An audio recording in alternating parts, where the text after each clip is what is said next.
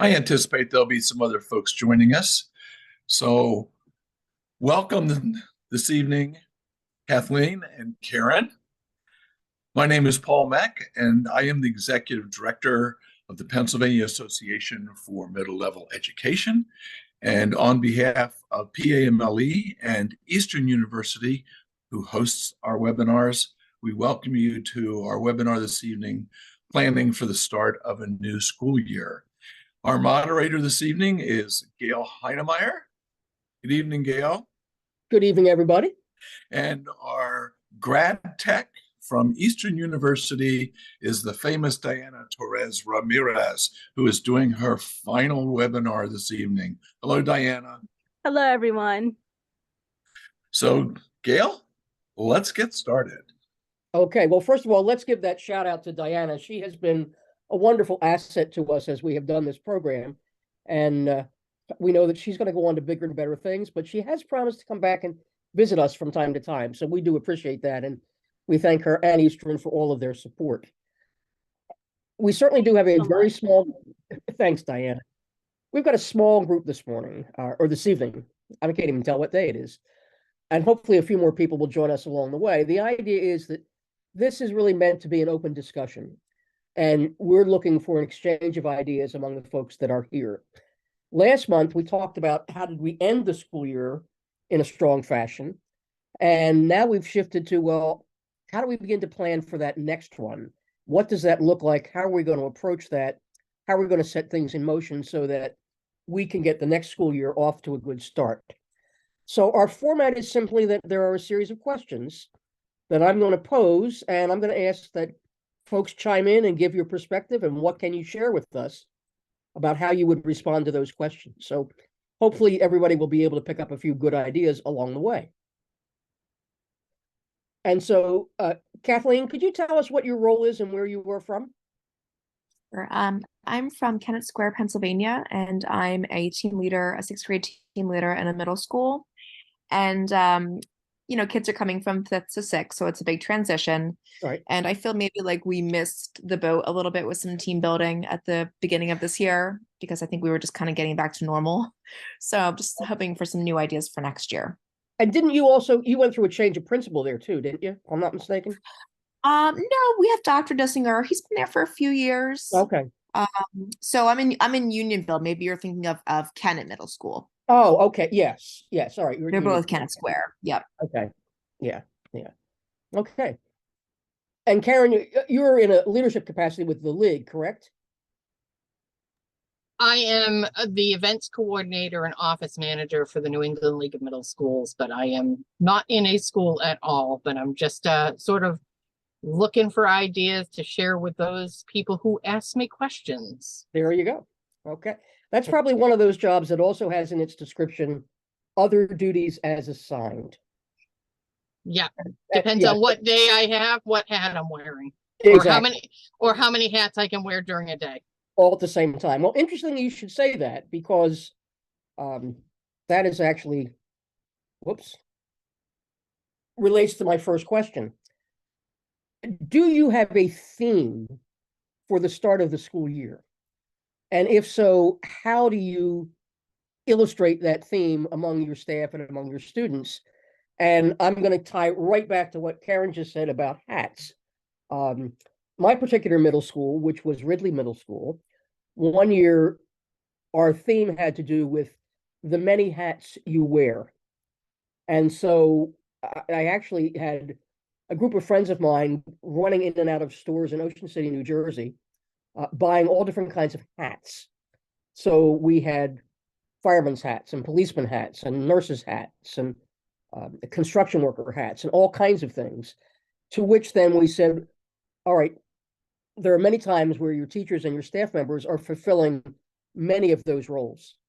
And so we were kind of approaching this from the idea that while you are designated as the teacher, you really fulfill many other obligations in the course of the school day.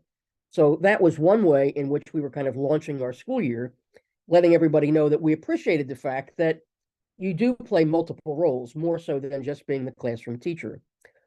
We've also used a theme that was like setting off for a new adventure. and we provided boarding passes for everybody. So as they came in on the first day, everybody got a boarding pass that sent them off to where their first room was, where their, what their schedule looked like, because this was going to be your itinerary for your trip, so to speak. And we had our hallways decorated with things that were all travel related. So it was a way to kind of unify the building around a central theme or an idea. So I see Ian has also joined us. Welcome, Ian.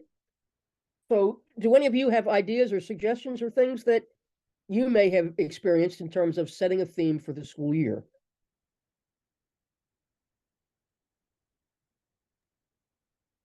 I mean, I'll start.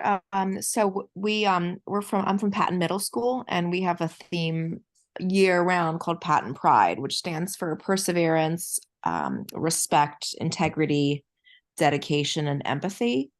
And we really try to use that as a thread, to start the year and keep it going. But one thing that I really have noticed this year, and we had actually a faculty and professional development day today, and a lot of the other grades were saying this, just the amount of unkind words that kids are using with each other and unnecessary words. So I kind of want to see if we can maybe just cultivate kindness next year. I think we really need it. They're just not really realizing the things that come out of their mouths and how they have an impact. And so in your situation, how is that theme chosen? Is that something, does the principal come up with that? Is there a group of, is there a committee that comes up with that? How do you arrive at that theme? I mean, this is just something I want to do, but I probably will talk to my principal, and because he hasn't mentioned a theme right now for the next school year. So it's a busy time of year. So I think it's the kind of thing that maybe can get put off to the last minute. And then it's like, we don't do it well enough. You know what I mean? It's just everyone's kind of scrambling right now. So we'll have some meetings in the summertime.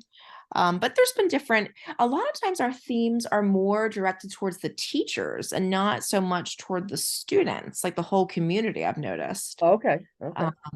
So maybe we need to get everyone a little more involved. Well, and that almost can become sort of a two-track kind of a thing, that I think you do like to use the idea of a theme that you're unifying your staff, number one. Mm-hmm. But then if it also does become part of the climate of the school, it is something that you can kind of use as a touchstone for kids and staff members to kind of be relating back to that. So whether it's something like Patton Pride, which maybe stays year to year, but then how do you supplement that with something else that, is significant to that year? And certainly if it's not a school-wide thing, it's certainly in either your team or your classroom could be a theme. That might be a good opportunity to like focus on that kindness piece. Right. So there's some good options there. Any other ideas or suggestions with respect to themes?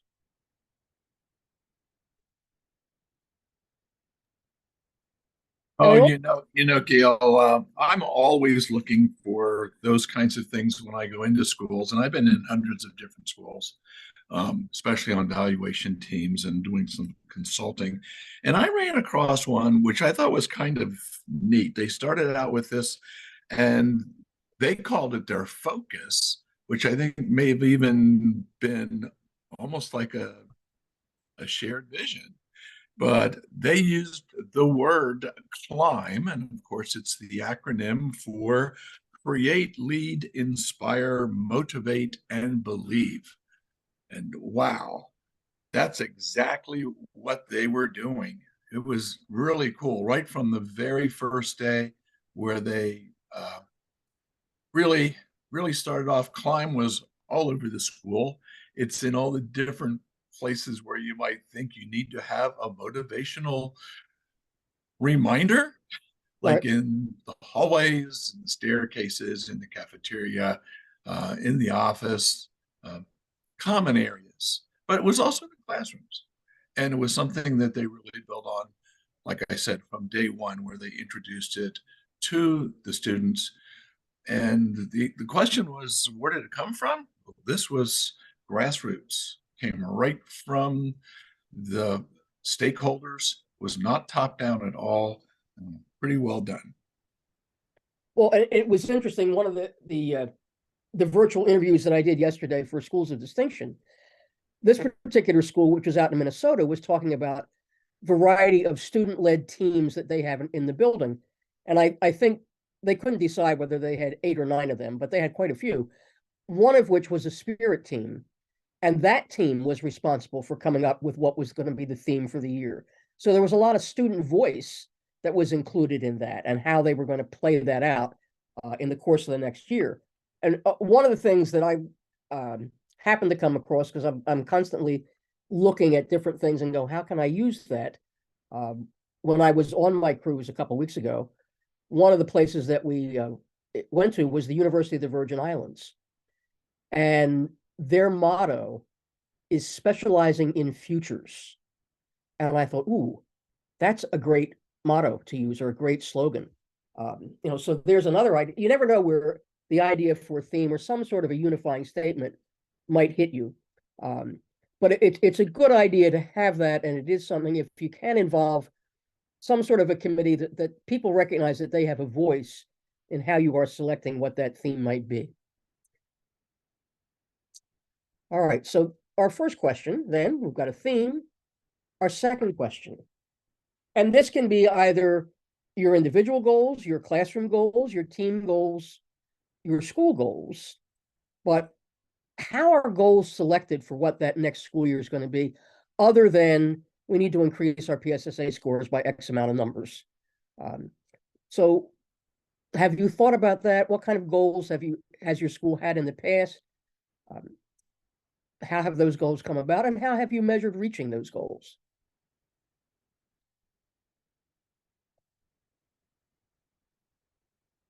If you give me a moment, I'm going to pull up a doc that we were actually just looking at today that has some of our goals. So hang on. Oh, okay, perfect. Nothing like real-time learning, right?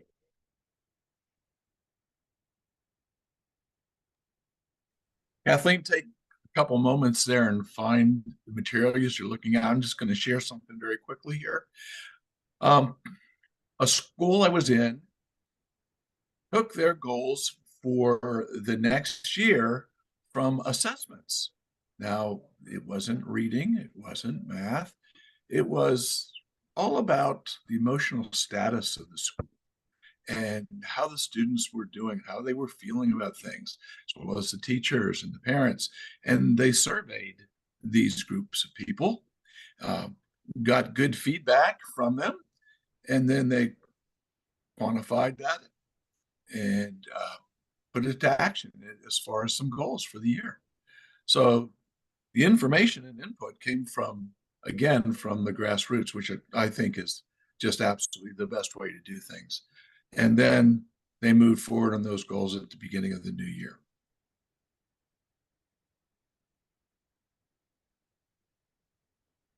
And I think one of the good ways to look at goals is refer back to AMLE's document, The Successful Middle School, This We Believe. And if you're looking at those 3 overarching areas of culture and community, curriculum instruction and assessment, leadership and organization, as well as the essential attributes, and kind of begin to take an inventory of terms of where is our school in relationship to those various exemplars in those areas. Is there a gap? What would it look like in an ideal situation? Now, you can certainly do that in a formalized process by, and both of these avenues are open, but you could certainly go through a schools to watch assessment, or you could go through schools of distinction assessment. Either way, you're going to get some good feedback in terms of what is significant to us, what is important, where do we have an issue. Again, the school that I did yesterday, they came out with extremely high marks on their assessment, but the principal there said, yep, we're in the green, but we want to be even greener than what we are. And so they were looking at those areas and going, we're really doing a good job here. However, we don't want to become stagnant. So it's kind of the idea of moving from good to great. How do you kick it up to the next level? So I think that's always a good benchmark to use in terms of determining what those schools might be. And even from the teacher perspective, say in the classroom, reflecting back on how am I using my knowledge about young adolescents in terms of designing the instruction in my classroom? Am I making sure that I've got a change of activities every so often? Am I involving physical movement so that kids are not just sitting in a desk? How have I incorporated technology? What are the things that I need to do to make that an active and engaged classroom for all of the kids? I found the doc. Okay, great. So Yeah. we actually had 6 school-wide goals for the year. Okay. First one was showcasing student achievement. How are we going to show that? Fostering connections, student to student and student to staff. Number 3 was increasing SEL awareness and strategies among students. Number 4 was student ownership of learning. Number 5 was teaching professional development for staff, teacher clarity. And then 6 was using best practices in instruction.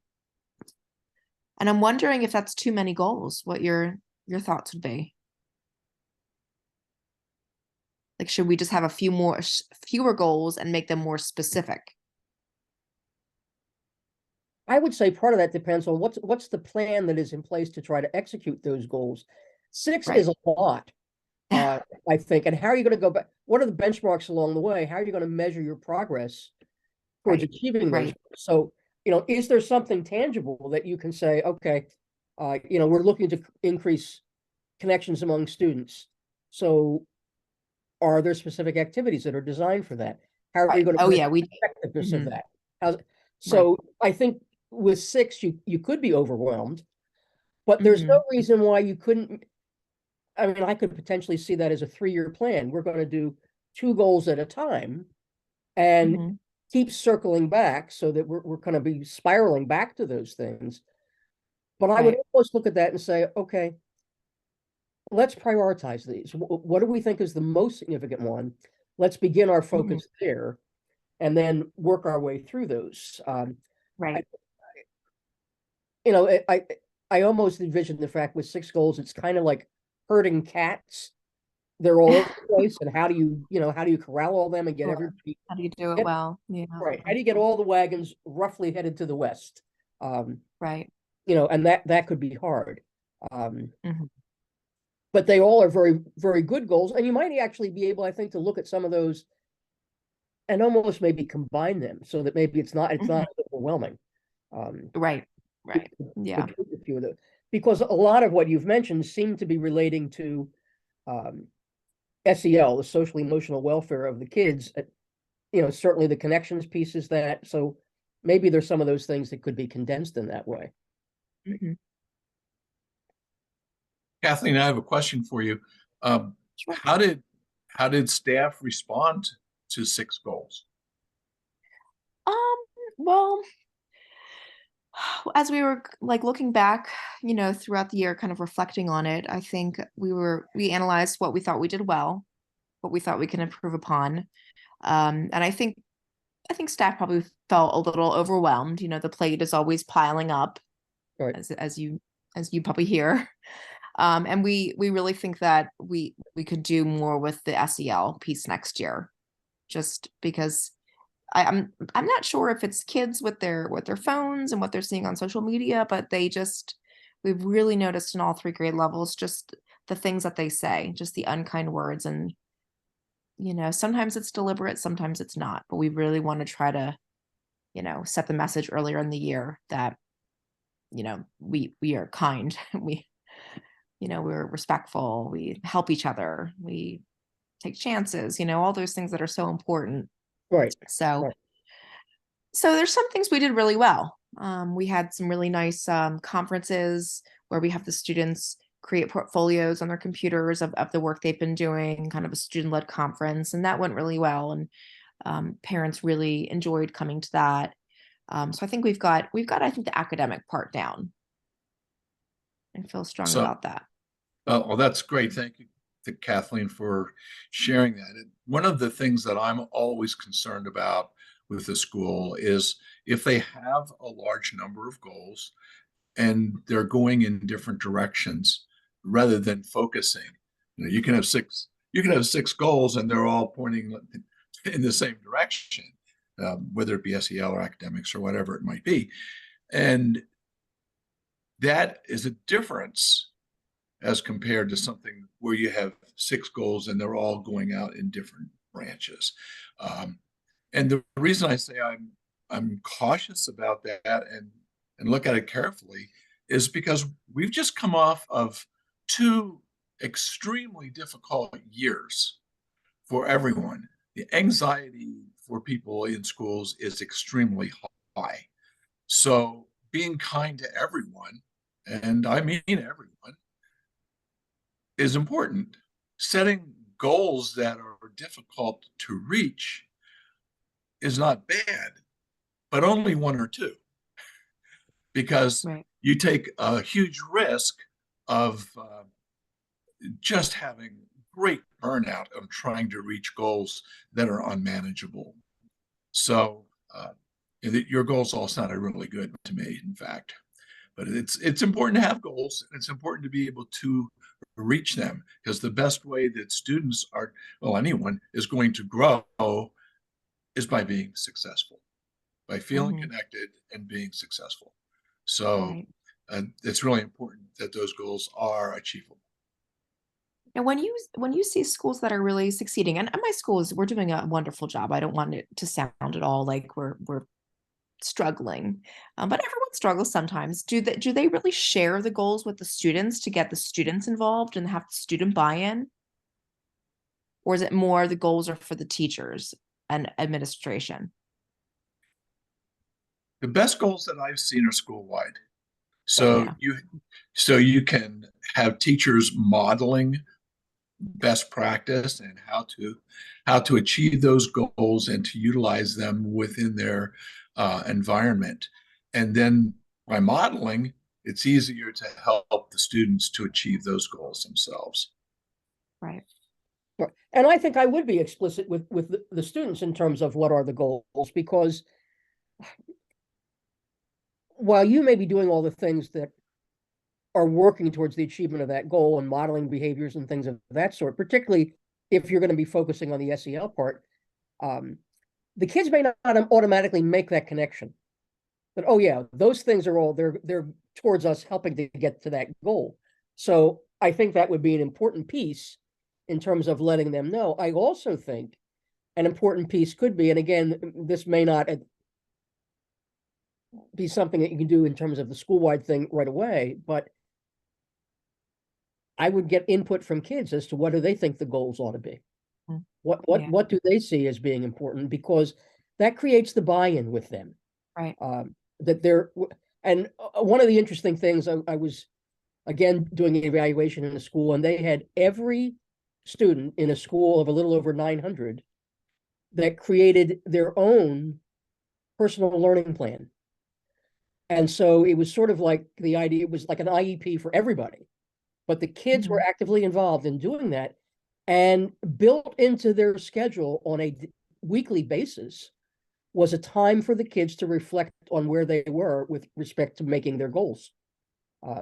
So it was a great way, I think, in terms of giving the kids ownership in their learning, being part of what was going on, having that voice, recognizing that they're being heard. And so the ability to share those goals, and that the kids know everybody in this building is working towards those same goals. And I have a piece that I play in contributing to that. So, as I said, I might look at those and go, okay, where do we want to prioritize? And I think, and I'm sure Paul would reinforce this, that at this point, really addressing that social emotional piece is critical. And it was interesting, the other day, somebody said to me, education now doesn't look like what it looked like in 2019, nor should it. So I think we were all in such a hurry to go back to normal, whatever we thought normal was. But back to normal doesn't necessarily mean making it look like what it looked like in 2019. There are things that have changed. There are things we've adjusted. There are things that we've put in place that were COVID-related pieces that don't no longer have to be in place. They don't serve that purpose. And yet there may be some things we thought, that was a pretty good idea in the way in which we were communicating information, or the way in which we were relating with the kids, so that there may be some practices that we're continuing, but certainly the way in which we're delivering instruction in classrooms has evolved, rightly or wrongly, over the course of what we've learned as a result of the pandemic. But the issue of dealing with the SEL piece is the same for students everywhere, and probably to a large extent teachers as well. Because that certainly created a lot of trauma for many teachers, that perhaps their technology skills were not as adept as they needed to be. And you had teachers that were towards the end of their career going, yeah, I don't have time to learn all this stuff. It doesn't matter to me. But what are the things that are significant? What do we need to do, and how do we address those needs? The mental health issues of all the members of the school community. So self-care for the teachers is just as important as it is for the kids. Any other comments with respect to those goals? Let's look at number 3. So when you think about the kids coming back on the first day, what does that day look like for each of your grades? My middle school has a little over 1,200 kids. What we had decided years ago was that in terms of the start of the school year, we were bringing back one grade at a time. It was a little overwhelming to start bringing everybody in, particularly the 6th graders who were now new to the building. We have 7 elementary schools that feed into our middle school. So right away, we had an issue of how are you mixing the groups from all of those 7 elementary schools and getting them accustomed to a 5-story building when most of them came from buildings that were 1 or maybe 2 stories at most. So we were tailoring what the start of that school year was looking like, so that those first couple days, 1 grade per day, and they came for a half a day. And we kind of eased everybody back. We start the week before Labor Day, kids coming in Tuesday, Wednesday, Thursday, and then everybody went off for Friday through Monday, came back after Labor Day, and we were ready to start the first full school day. So we really wanted to customize what those days were going to look like for each of the grades. Any reflections on what it looks like in your buildings, or what you have seen, or what has worked?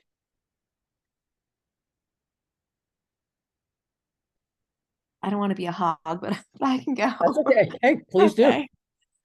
So I teach 6th grade, and I love that staggered arrival to the school. That's what a neat thing. I've really never heard that before. Was that something you would do every year? Yes, every year. That's the way we have done that. Gosh. Well, we have I think we actually do a very nice job getting the kids feeling comfortable at the school, because on the first day we run a 2-hour delay schedule where they come at normal time, but for that 2-hour chunk, they're with their advisory, which is a small group of 12, 13 kids that they'll be with every day in the morning. And then we kind of just take them through, your locker. We help them with their schedules. We kind of take a little walk around, just kind of really ease in slowly, so they don't feel too overwhelmed. And then we also have a transition camp that's usually the week prior to school starting, where and it's very popular, where they can come in, and it's a small group, and we have student ambassadors who run the program, and they take a tour. They have different icebreaker activities because they're coming from 4 different elementary schools. And then, of course, we have new kids that come in. So that's a really nice event, and teachers help out with that. We also have a new a 6th grade picnic. It's usually the second night of school, and it's for families and kids and teachers, and it's like they have a DJ and they have pizza, and it's just really fun and lighthearted and casual, and the kids really like that. So we really try the first week or 2 of school to help them get accustomed and feel good, feel comfortable. Kathleen, I love what you shared there. And one of the things that I picked out of both Gail's comments and yours is customization. And I think that's, to me, one of the most important pieces, that not every school looks the same, not every culture and community looks the same. So there has to be customization in order to help everyone feel comfortable from the start. And what's done in the spring for orientation, and then in the summer for students, as well as the very first, second, or third, depending on how you do it, day of school, how it looks for each grade level. And one of the things that I was impressed with, so I'm just going to throw out one idea, is they did their normal fifth to sixth transition program in the spring. And it wasn't unlike many others where you do a number of activities where there's visitations and so on for the fifth graders so that they have some familiarity coming in to a new environment, new middle school. And they did two things.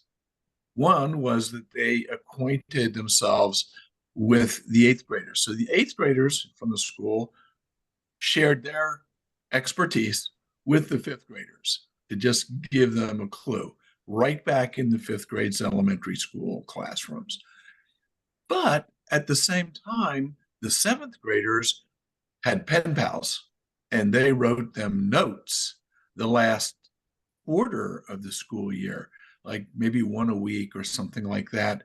And then when they came back in the first day, they actually met the seventh graders and had a chance to talk with them and walk around the school one-on-one. It was really a cool way of bringing them in. Most important thing, again, is connections and relationships from day one. So that team building, class building, peer student, teacher relationships, so important. I love that idea. Yeah. One of the things that we tried to do in the startup was very early on, and we couldn't always arrange this because it sometimes depended on the photographer's schedule. But on those initial first days for each grade, we tried to get our school pictures done that day so that students were able to come in. And that's always a disruptive thing when you're doing your, everybody's taking their school pictures.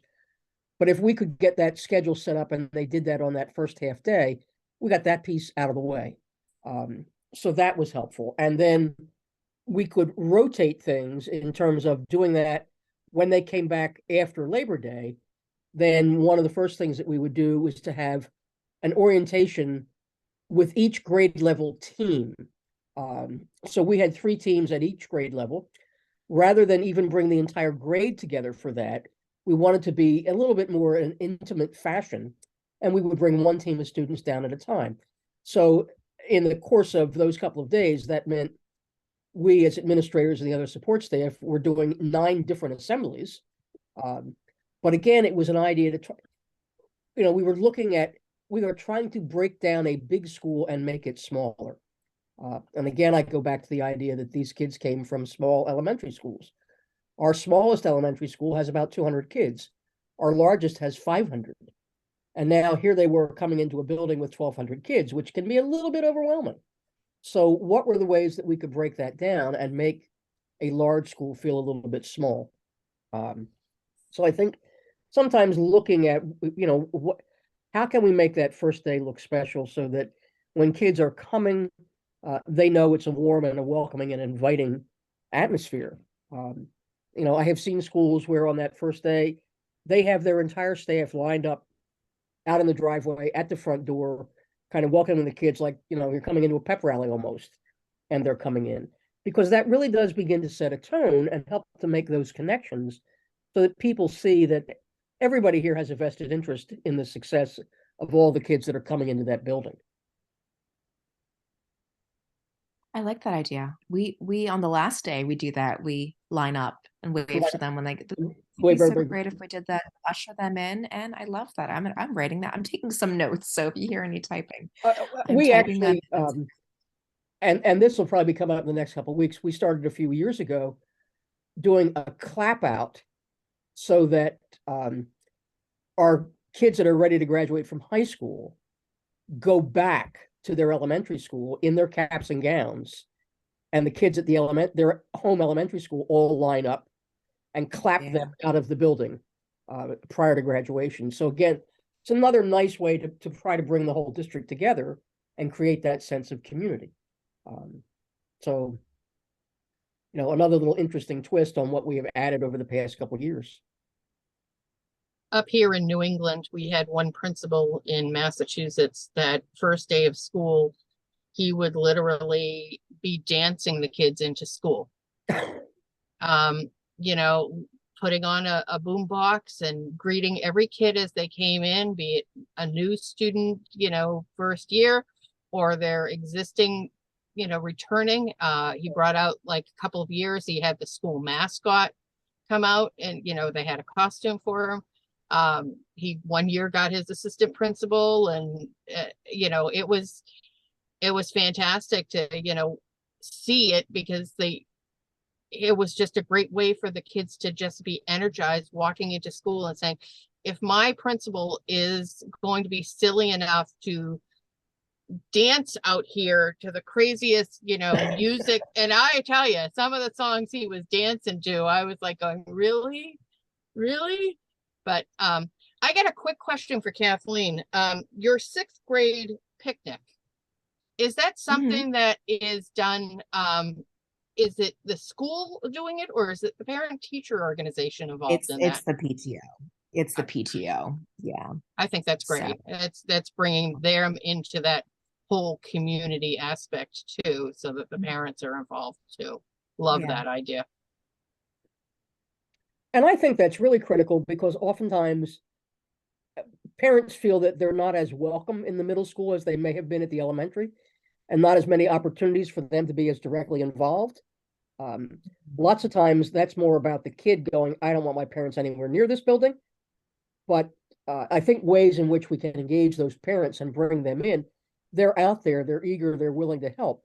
But I think really one of the key things is when we have that first day of school, we want it to be special. We want it to be different. We want kids to see something's going on here, and I want to be part of it. And I want to be here every day to be a part of it. So from the dancing principal to knowing that there's that picnic, I think those are just great ways in which we're really getting that year off to a great start. So let's look at our next question. One of the things that everybody has to do is some sort of a back to school night for the parents and guardians and caregivers.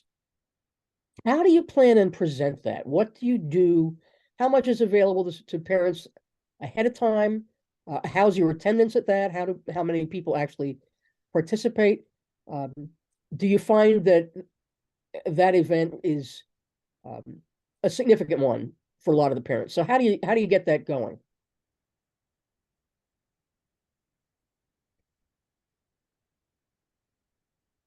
Well, it's this is Kathleen. Our back to school night is very well attended, and on all 3 grade levels, but definitely 6th grade, because it's a new experience for a lot of the parents. And the way it works, it's a whirlwind of a night. You have about an hour and a half, and they move through all the classes. So they have about 10 minutes in each class, and I try to keep it. Basically, I think when parents come, they want to know that their kids are in good hands and they're going to be happy and be challenged. So I try to keep it positive. I don't go too much into the curriculum. I have a slide of all the curriculum, and even that I try to keep it kind of brief. Right. And then I try to just give parents a few top 5 tips to survive the 6th grade, from their end, just some things that would be helpful for them to, if you need to look for grades, you look on this. And if you need to look for assignments, you look on this, just my top 5 tips that will help them in any class. But just keeping it positive and happy, but helpful. And I think that's one of the things that if you are organized by teams, that the team can take a large role in planning that. So for example, let's say that whatever the learning management system is that you use, that parents can access that information, or whatever the system is that they can look at their kids' grades. Not every teacher has to explain that. So that if you look on that team and go, okay, you're going to take responsible for explaining to parents how they access Power School. Another teacher is going to take responsibility for explaining how do you contact the team? How do you get in touch with us? So that by doing that, you can kind of maximize the use of those 10 minutes that you have. So if not everybody on the team has to be repeating the same thing. So there could be a little Right, I bet there planning, is. ahead of time and how that is going to take place. Mhm. I think one of the other key things is getting some way of getting feedback from parents as to what is the most convenient way for them to be contacted. Do they want a phone call? Do they prefer an email? Can you text them? Give them the option so that they know that they're not all restricted to having to look at an email or whatever. So I would want to find out from my parents and caregivers, what's your preferred method of communication? How do you want to get that information? I would also, when I was still teaching, would often on back to school night, I gave parents an assignment. And this has been used multiple times all over the place, but it's tell me about your kid in 1,000,000 words or less. And their assignment was to, go home and write that letter and then have that brought back to school by their kid, because that then would give me an insight into their child. And that helps with that connection piece. But I know when we were interviewing students yesterday, all of those students talked about the connection and saying that their teachers knew them as individuals and what they liked and what they were interested in. What their favorite team was, what their favorite musical artist was. So it's a great way to gather information and get to know who your students really are. And it also gives parents a great way to, in a non-threatening fashion, give you information about their own child. What do they see as strengths? What would they like to see them go, work on during the school year? So it's a good way to create those home and school connections. Anything else that we would add about that back to school night piece? Oh, I have to share this. I thought this was a really cool thing that school did. They had back to school night, but it was for the whole family. And they wanted them to bring their children along, and whoever the caregivers were, if they could be there, they wanted there. And very much like you shared, Kathleen, the teachers in their portion shared a very light overview of what was going on and what their key elements might have been. And then the principal also shared some things along with the counselors to the parent group. So they kind of went back and forth and were in two sessions. In between the two sessions, they had refreshments for the parents, like a coffee and cookies, something very light that they could just have a little bit of a meet and greet social right in the team areas. So it wasn't like they took them someplace and said, okay, if you want to skip out now before you hear it from the principal, you can leave right now. No, they didn't do that. And while all of this was going on, the kids were having a choice of two things. Actually, they did two things. The one was they played games in the gym, and they had senior high school students there who were leading a variety of the games. The kids could come and go in and out of the games wherever they wanted to be, but it was a fun time for the kids. And then they also showed them a movie. They took the kids, I don't know, I think it might have been in the same spot, as a matter of fact, and they showed them a movie. They all finished up about the same time and went home. Back to school night for everybody. Well, and I think too that is a great way in terms of if you're looking at overcoming barriers to perhaps why some parents and caregivers don't come to back to school night. Sometimes childcare is an issue. And how do we deal with our younger kids that are at home? So that if you're able to bring them and there's something that's set up that childcare is going to be provided, that can encourage that participation. We also, now our district, geographically, we're fairly compact, but for some, transportation was an issue, getting to back to school night. And we actually, at one point, toyed with the idea of running the school bus on the same route that the kids would take. And that way we would bring parents up to the school for back to school night. So another way in which we were just attempting to encourage more participation and get folks there. Because inevitably the parents that come are the parents that are very supportive of their kids and they're interested in what's going on, and parents that you'd like to see there often don't show. So you begin to think, what are some of the barriers and the reasons for that?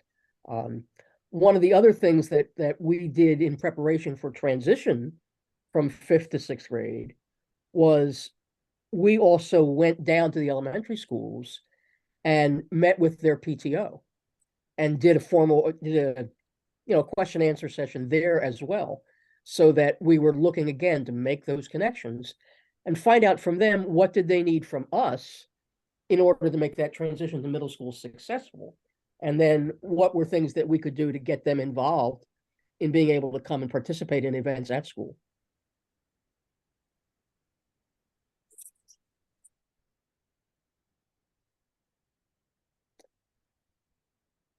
Question number 5.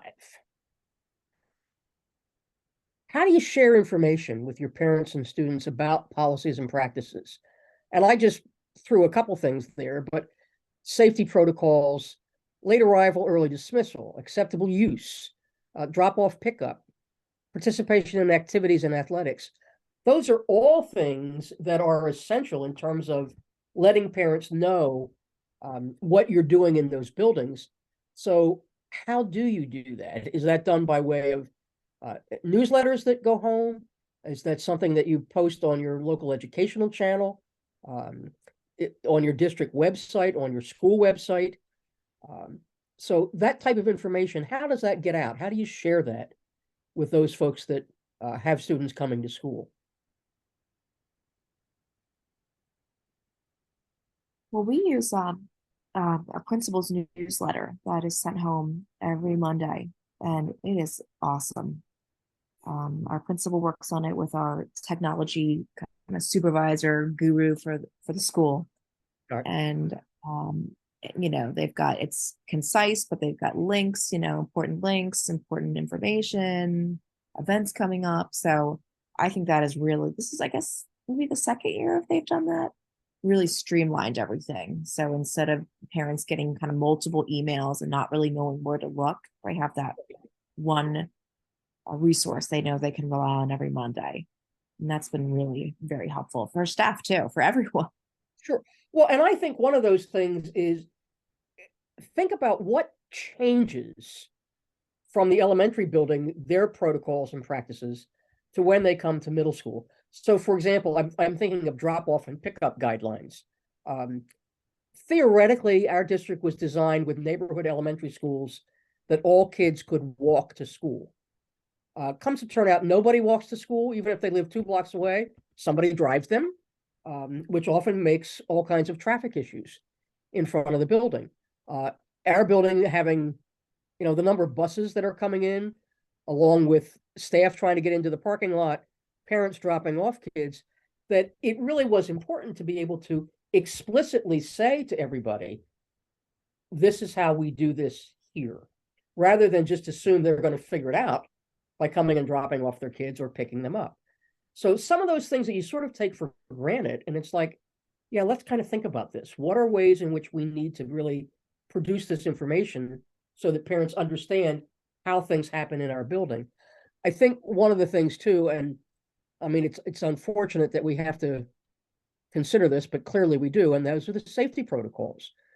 We got blasted a few years ago because we did not do active shooter drills. And our superintendent was getting phone call after phone call from parents that, you didn't do active shooter drills.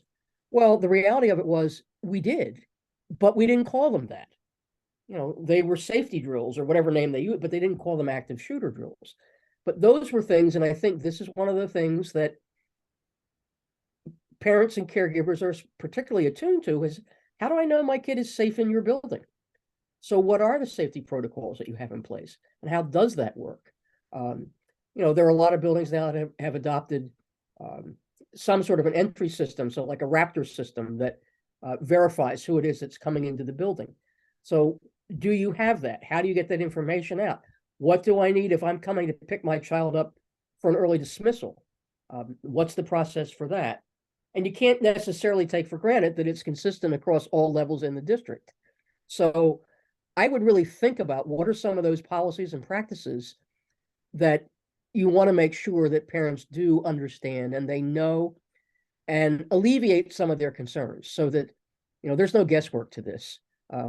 What happens if my kid's going to be late to school? What's the procedure there? How do they do that? How do I get them out for a dental appointment, whatever the case may be? What are your policies with respect to technology? Do they have to sign a disclaimer with an acceptable use policy? Can they bring a cell phone to school? All of those kinds of things that we can't just assume that parents know that's how you do it. So think about what are those pieces of information that they really need to know so that it alleviates some of their concerns, and they in turn can help reinforce those policies with their kids.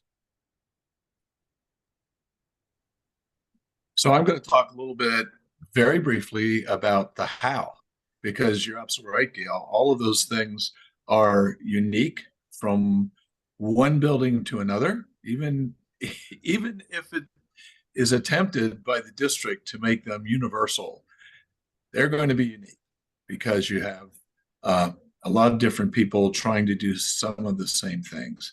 They're going to put their own twist on it. So making sure that they know what they are is important, but the how is just as important. And at one time, what we would do is send something home in paper, and that would be how it happens. Well, not anymore. There are systems that will send messages from the school district or even the school directly to the parents on their preferred method of receiving a phone call. They also do the same thing on their technology, whether it be their smartphone or their computer. They send them that way. However, some schools are going to have to deal with multiple languages, and the families will not understand English as their first language, or perhaps any language. There might not even be anyone in the household that can interpret for them. So schools are sending home messages in families' first language, so they have the same understanding regardless what the language is in their home. The other thing they need to do is make sure that they cover for anyone who does not have a technology advantage. Those folks need to have things in writing for them. And of course, there's nothing wrong with the word of mouth, personal sharing of that information. And that happens in typically smaller schools. But when parents come to school, there's usually a message of the week or maybe a message of the day. And they're sharing that with those people when they come in. Might be done by front office, might be by whoever else they see, but there's a message of the day. That's kind of how people are doing things. And I think to some of those topics, there's perhaps a great opportunity for some student voice in terms of maybe creating little informational videos around each of those topics, some of which students could present, some of which you might want to have, your adult staff present. But there's another way to incorporate student voice. These are something then that could be housed under a frequently asked questions section on your website so that people would be able to access information both in a visual fashion as well as being able to look at that in print. So I think it's a case of the more ways in which you can get information out, the better it is that the message becomes received because you're utilizing a variety of sources. And as Paul said, it's critical if you're in a situation where you have a lot of ELL families, ways identifying what they are, and then usually you can work through your IUs that have some sort of an ELL program that can provide you with ways in which some of your documents can get translated into those various languages. So that's kind of a critical way in which you make sure that what you're presenting is equitable, that everybody has access to those things. Gail, I'm thinking that video idea is a great idea also to have it done in the other languages, or done if the parents are, sign language, that they get it from the students, especially if it's a child who goes from a country that has many different dialects within that country, if they're more hearing it from their family. Absolutely. Absolutely. The school that I was interviewing yesterday has seen an increase in their Somali population. And they said one of the things that they needed to start to do was to look at how did we get information in the Somali language, and be able to share that with those parents. And so I think the idea of, if you could create some of those informational videos that would be in the native language, among other things, that sends a message of inclusivity to those folks, that, we're giving you the same kind of access to information as we're giving everybody else. So it's a good thing to kind of take a look at what is your population when it comes to ELLs? What are the languages that are spoken?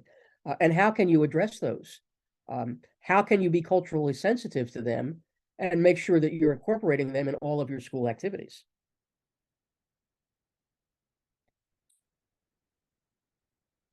And we're coming up close to what our designated time is, but just one thing to think about in terms of, we've talked a lot about students and their orientation to the new school year, but what do you do for your staff members that are new to your school? So in addition to whatever your district-wide induction program is for all new teachers, is there something that you do specifically for new teachers, new staff members to your building? Anything? Well, we have a mentor program where they would get a mentor teacher, and Okay. yeah, maybe every other week for a bit of time. And I mean, my mentor teacher really taught me a lot. That was a really valuable experience. Well, and I think one of the things that's specifically important when it comes, and again, I'm strictly thinking about the idea of middle level, that your district-wide induction program probably doesn't spend a whole lot of time addressing things that are basic to the middle level. But how do you do that when you have new staff members that are now perhaps going to be working on a teaching team for the first time, that maybe don't have an understanding of this, we believe, the successful middle school? How do you provide that information to them? So I would frequently, when I had new staff members, one of the things they got was a copy of This We Believe, and have an opportunity to go through that, have an opportunity to sit with them, either using a mentor but somebody who could talk to them about things that were specific to life in the middle level, and what we were doing and how our teams were operating, how things flowed in the school, why the schedule looks the way the schedule does, what was the purpose of that. So I think that's one of the things that when you think about orientation of new students, how are you also orienting your new staff members specifically to your building? So, kind of plant that seed and think about what it is that you would do for folks that are new to your own building. One of the things that I would say is, orientation and professional development for staff needs to be differentiated, just as instruction for students needs to be differentiated in order to really meet all of their needs. Same thing's true for staff. So you need to find out, first of all, what your staff knows. And sometimes that they don't know very much about your building because they're new. So they need to know a lot. Orientation isn't a day or a week or a month, but it's years in order to really get the culture of the community and of the school itself, in order to function at a high level. The idea of a mentor, Kathleen, is just outstanding, because many schools use that and find it to be very successful. But I think the most important thing in my mind is, how do they differentiate so that they really get the most important pieces out to people as quickly and as completely as possible. And I think that's one of those things that you just don't want to take for granted. Like, okay, they're a new staff member here, they'll get it. But how do you really then, get them involved in the life of your particular building? so that they really feel that they're a value and contributing member to that. So don't just look at orientation as something for the kids, look at it also from the perspective of the big people as well. So as we approach the end of our time together, I would like to ask that if there is something that you would like us to talk about, please send us a suggestion for a topic. We are starting to plan our topics for next year. We do have one that will be probably in September, which is setting up your classroom for success. We're looking at another one later in the fall, dealing with trauma-informed practices. And so we're in the process of developing that schedule now. You can earn Act 48 credit for any of those webinars and conferences. And if you're looking for that Act 48, you'll get a link. And by this Friday, we ask that you email that evaluation. It's not complex, doesn't take long. It will not add one more long involved burden to your end of the school year activities. We'll resume in August, and we will be doing this on the third Tuesday of every month at 7 p.m. So at this point, I will thank you. I'm going to turn it over to Paul to bring us home. You're muted, Paul.